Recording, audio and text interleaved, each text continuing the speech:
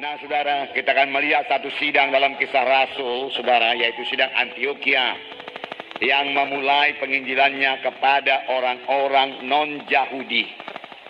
Sidang di Yerusalem melayani kepada orang-orang Yahudi.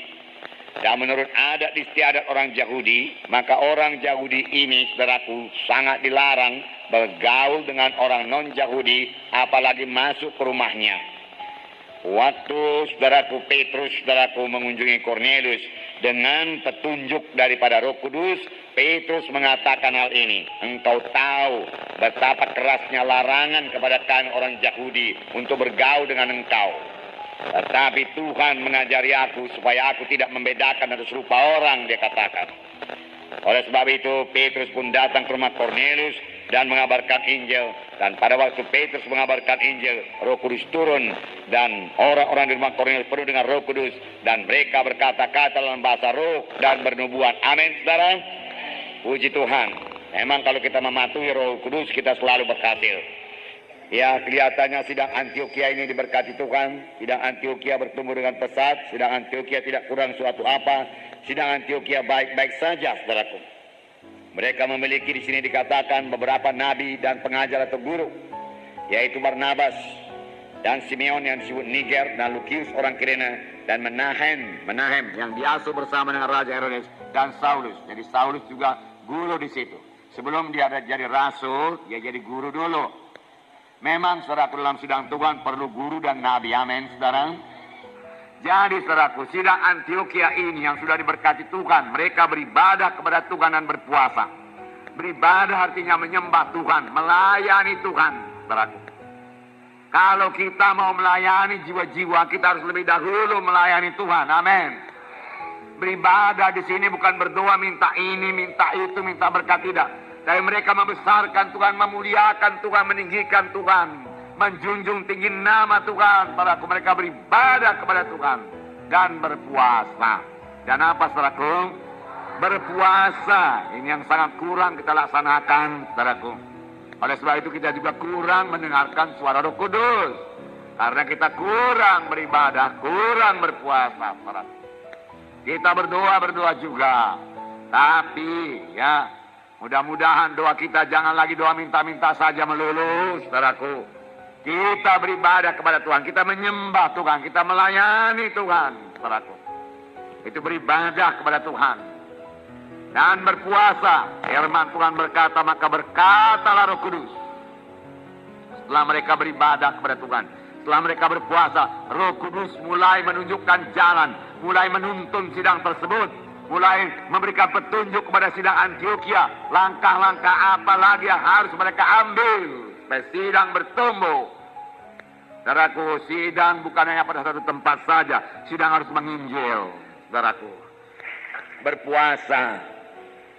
Saudara, biarlah kita juga belajar puasa ini. Tidak makan, tidak minum, saudaraku. Ya, sebisa-bisanya 24 jam. Kalau saudara belum bisa 24 jam, saudaraku, tidak makan, tidak minum, silakanlah minum air putih sedikit, saudara. Saudara bisa tahan, saudaraku. Di kali berikutnya, saudaraku, saudara boleh kurangi minumnya, saudaraku. Lama-lama, saudaraku, dalam tempo 24 jam, saudara tidak perlu air dan tidak perlu makanan. Saudara bisa puasa dengan baik dan bersekutu dengan baik dengan Tuhan. Dalam puasa kita perlu bersekutu dengan Tuhan.